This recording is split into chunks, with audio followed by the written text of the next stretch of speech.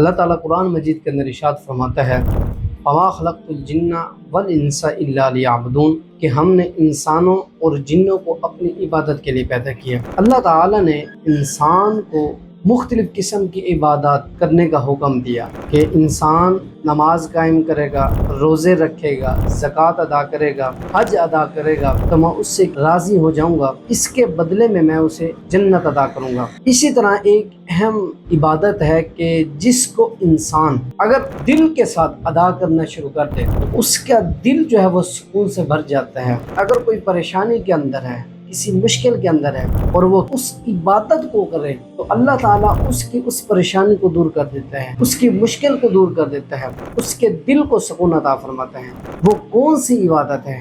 وہ ہے نماز۔ اگر انسان 5 وقت کی نماز روزانہ کی بنیاد پہ ادا کرتا ہے تو اللہ تعالیٰ اسے اس کا اجر عطا فرماتا ہے۔ اب ہم قرآن مجید سے آیات مبارکہ لیتے ہیں اور احادیث مبارکہ لیتے ہیں کہ جہاں پر اللہ تعالیٰ نے نماز کے متعلق فرمایا، نماز کے بارے میں بتایا کہ نماز اصل میں ہے کیا۔ اللہ تعالیٰ نے ارشاد فرمایا الذین یؤمنون بالغیب ویقیمون الصلاۃ ومما رزقناہم ینفقون۔ بے شک یہ کتاب پرہیزگاروں کے لیے ہدایت ہے، جو لوگ غیب پر ایمان رکھتے ہیں، نماز قائم کرتے ہیں اور جو ہم نے دیا اس مال سے ہماری ہی راہ میں خرچ کرتے ہیں۔ یعنی یہاں پر اللہ تعالی نے 3 باتوں کے متعلق فرمایا اور فرمایا کہ جو ان 3 باتوں کو پورا کرے گا وہ ہدایت یافتہ ہے۔ ایک فرمایا کہ بالغیب، جو غیب پر کیا رکھتا ہے؟ ایمان رکھتا ہے، یعنی انبیاء کرام علیہ السلام پر، صحابہ کرام علیہ السلام پر، نبی کریم صلی اللہ علیہ وآلہ وسلم پر۔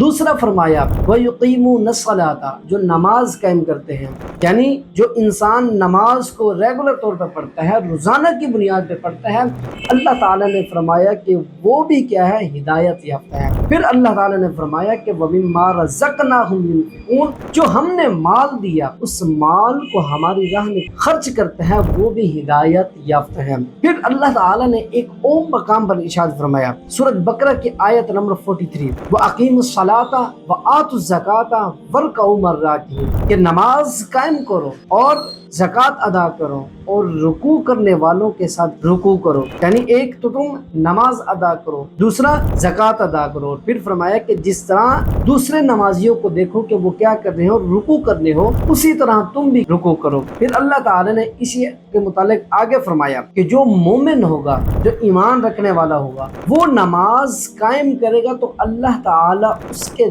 دل کو سکون عطا فرمائے گا۔ اور ایسا انسان جو گناہ کرتا ہے، برائی کے کام کرتا ہے، ہمیشہ جھوٹ بولتا ہے، چغلی کرتا ہے، دوسرے کے خلاف کوئی پلاننگ کرتا ہے اور نماز پڑھتا ہے تو ان کا دل جو ہے وہ سکون سے نہیں بھر سکتا اس وقت تک جب تک وہ اپنے گناہوں سے توبہ نہیں کر لیتا۔ اللہ تعالیٰ نے 18ویں پارے کے اندر فرمایا قد افلح المؤمنون الذین هم فی صلاتهم خاشعون، کامیاب ہو گئے وہ لوگ جو نماز کو قائم رکھتے ہیں، نماز کو ادا کرتے ہیں۔ پھر اللہ تعالی نے سورۃ المعارج کے اندر ارشاد فرمایا آیت نمبر 35 اور 34 کے اندر الذین هم علی صلاتهم حافظون، کہ وہ لوگ جو اپنی نمازوں کی حفاظت کرتے ہیں، یعنی نماز کو ریگولر طور پہ پڑھتے ہیں، اولئک فی جنات مکرمون، یہی وہ لوگ ہوں گے جو جنت میں ہوں گے۔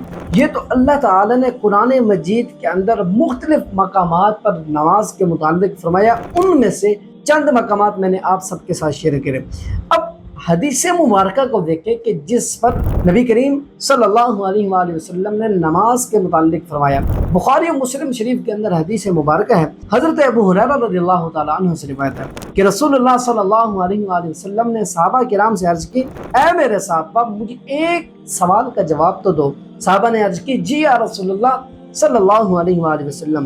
نبی کریم صلی اللہ علیہ وآلہ وسلم نے فرمایا کہ ایک شخص جس کے گھر کے سامنے سے نہر گزر رہی ہو اور وہ اس سے غسل کرتا ہو تو آپ کا کیا خیال ہے کہ اس کے جسم پر کوئی مٹی وغیرہ رہ جائے گی، کوئی میل رہ جائے گی؟ صحابہ نے عرض کی نہیں یا رسول اللہ صلی اللہ علیہ وآلہ وسلم۔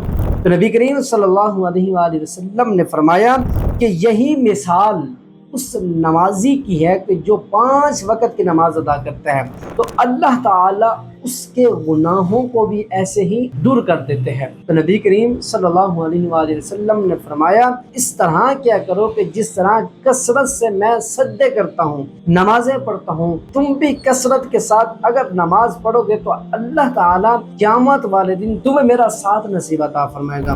نبی کریم صلی اللہ علیہ وآلہ وسلم نے فرمایا نماز ایک دین کا ستون ہے، اور یہی نماز ہی تو ہے کہ جو مسلمان اور کافر کے درمیان فرق بتاتی ہے، اور یہی نماز ہی تو ہے کہ جب انسان کسی پریشانی میں ہو، دکھ میں ہو، تکلیف میں ہو، وہ نماز ادا کرے، اللہ تعالیٰ اس کے دل کو سکون عطا فرماتا ہے۔ اللہ تعالیٰ کی بارگاہ میں دعا ہے کہ اللہ تعالیٰ ہم سب کو 5 وقت کی نماز باجماعت ادا کرنے کی توفیق عطا فرمائے، اور ہم سب کو گناہوں سے بچنے کی توفیق عطا فرمائے۔